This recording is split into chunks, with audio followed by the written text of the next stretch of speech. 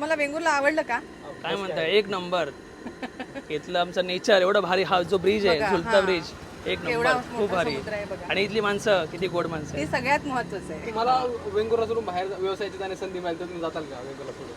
बेंगलोर सोडून. नाही हो, अजिबात जायचंय नाही. मी वेंगुर्ला सोडून तर मी मुळीच काही जायचंय नाही. आणि जर गेलं असते तर अगोदर म्हणजे जाण्याची इच्छा असती तर, पण तेवढी इच्छा नाहीच आहे.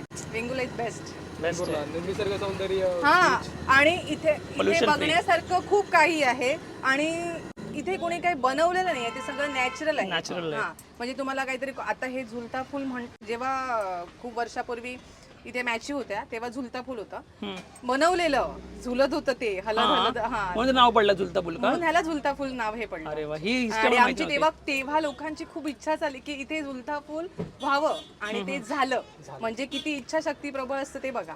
म्हणून स्ट्रक्चर असं केलं वाटतं. हा,